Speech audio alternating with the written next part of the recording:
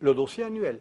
Alors le dossier annuel, c'est lui qui m'intéresse le plus s'il faut que je prouve en justice que j'ai fait tout mon possible pour découvrir ce qu'il fallait que je découvre. Et le dossier annuel, il regroupe bien entendu, presque comme son nom l'indique, les documents de l'exercice.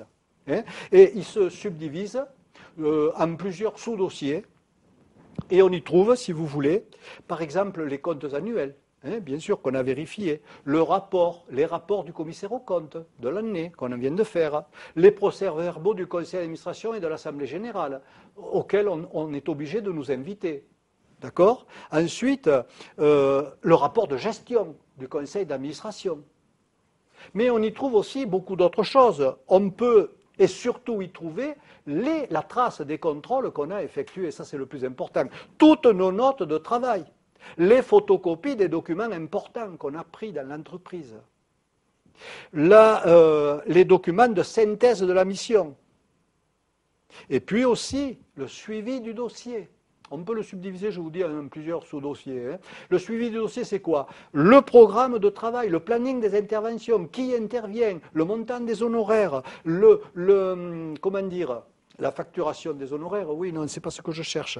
La correspondance avec l'entreprise de l'année, voyez? Tout ce qui est rattachable à l'année. Mais le gros, c'est les notes de travail, ce que j'ai fait. Et les notes de travail, c'est là où il y a vraiment un maximum de renseignements. Alors, nous terminons donc ainsi cette étude sur l'introduction à l'audit légal des comptes. Sachez que le commissaire aux comptes est nommé pour 6 exercices et non 6 années. C'est-à-dire si on a un exercice de 3 mois, ça compte pour 6 exercices. Il peut donc travailler en toute indépendance, puisqu'on ne peut pas s'en séparer pendant 6 exercices.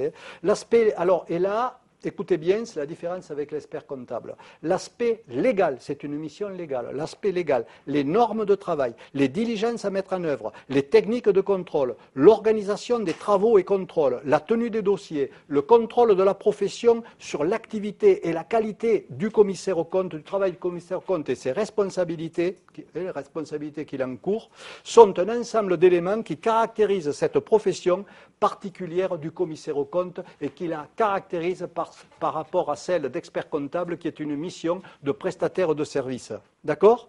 Ça pourrait être une conclusion le jour de l'examen. Dire que c'est bien différent de la mission de l'expert comptable. D'accord ?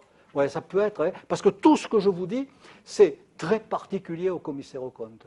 Légal, indépendant, 6 exercices, les normes, les outils de travail, tout ça. Et ses responsabilités.